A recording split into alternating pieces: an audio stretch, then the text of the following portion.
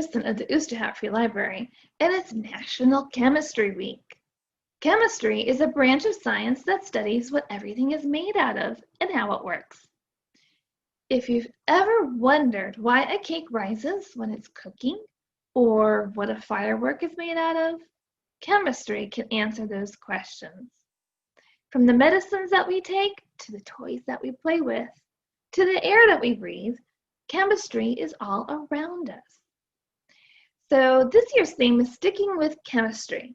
So today we're going to explore the sticky side of things with this stuff, glue. You've probably used this before. Maybe you've even used too much of it.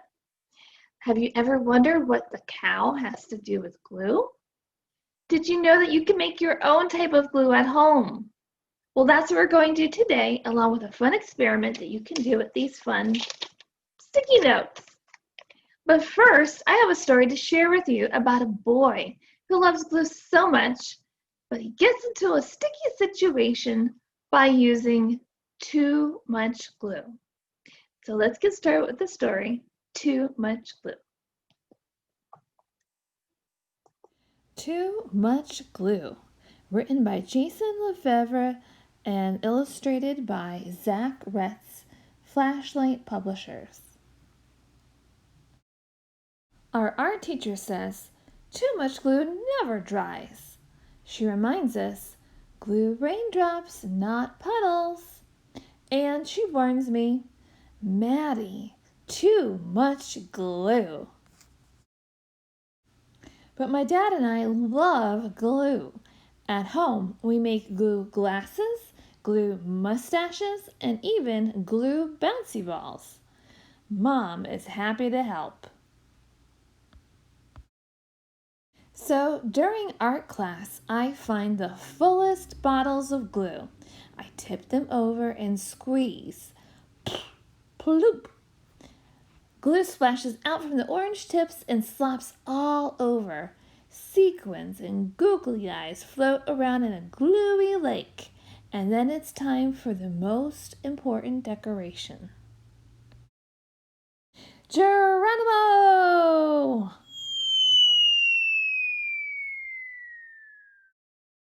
I belly flop onto the table and roll around, letting the glue and everything else cover me. Time to go on the drying rack, I announce. But when I try to pull myself off the table, I boing right back down. Too much glue, Maddie, too much glue, my teacher squawks. This is bad. There's only a half an hour until the end of school, and all I can do is lift my head, wave my hands, and wiggle my feet. The rest of me is blocky, stucky mess. Can somebody please help me? I call. While my teacher breathes into a paper bag, Noah shouts, "Let's lasso him!" But Izzy, Noah, and Owen get to work. Soon I'm roped from all sides like a rodeo pony. But when they try to pull me out, snap! The lassos break, leaving colorful octopus tentacles everywhere. The glue is too strong, and now I'm a clingy, stringy, blocky, stucky mess. Don't worry, Maddie, we know what to do, shout Luke and Grace from across the room. Is that a tow truck? I asked as they wheel the contraption over and stick a plastic hook into my suit of glue. My friends pull one way and the glue pulls the other. Creak, click, creak, click, until... Kaboom! The tow truck explodes and plastic bricks rain all over. Now I'm a clicky bricky, clingy stingy, blocky stucky mess. The school nurse bursts in and checks my temperature. 98.6. Sorry, no fever. I can't send you home early. She dabs and she pats me like I'm some spilled juice. But the more she blots, the more the glue spreads.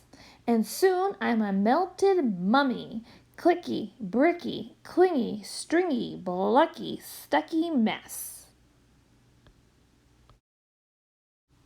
Then the principal comes in.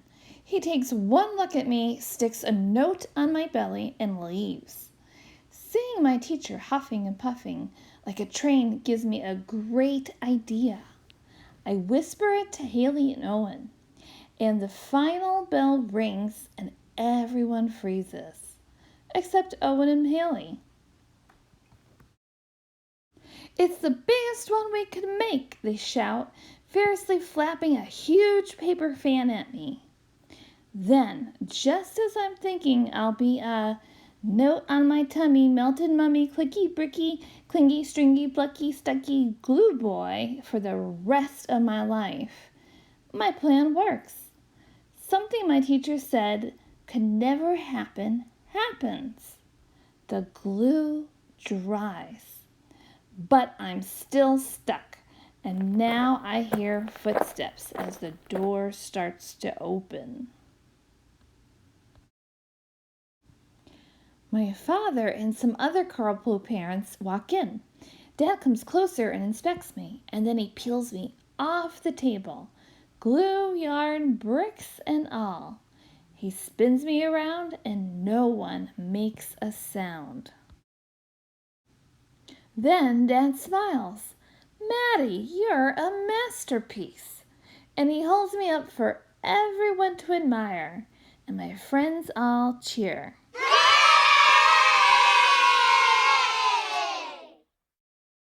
Ride home is interesting. Mom is speechless when Dad brings me in the house, but he knows just what to do. "Well, kiddo," Dad says, "some beautiful things only happen once, and this is one of those things." So he gently grips the dried glue in front of my neck and behind my collar, and then he peels me open like a ripe banana. Now it's Dad's turn to glue, and he seals up the sides of the me-shaped work of art. "I bet it would take all of the glue in the art room to make a U-shaped work of art, Dad," I said. Dad laughs, and then he glues a big magnet on the back of my project and hangs it on the fridge. During dinner, we sneak peeks at my masterpiece, and after dinner, we take the principal's note very seriously. It says, "From the desk of Elmer G. Stuckey.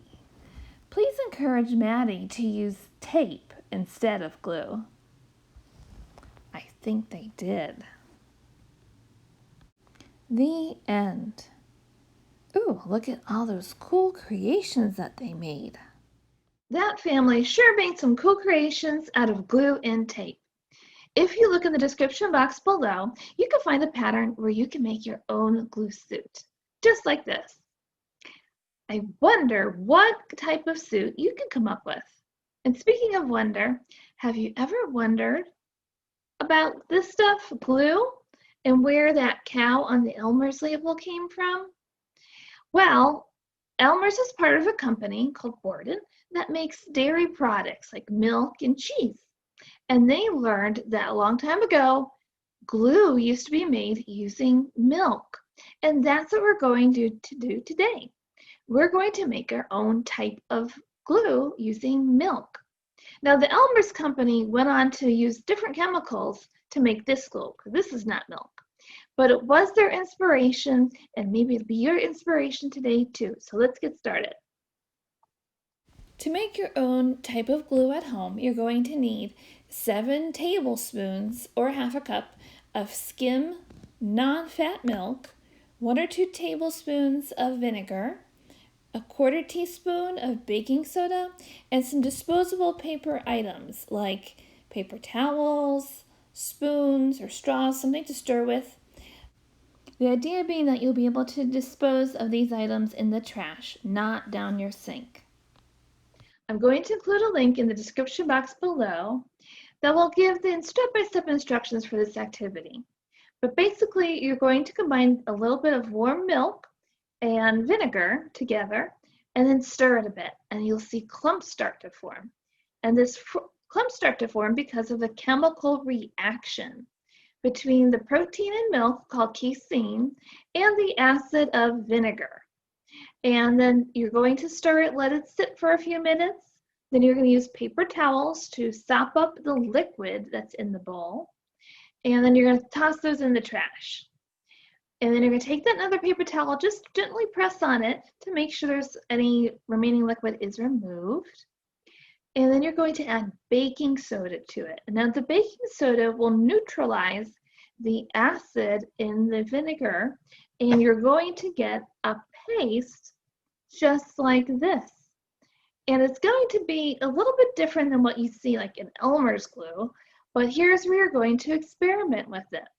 You're going to take some pieces of paper or some other objects that you have in your house, and then go ahead and stick them together and let it dry.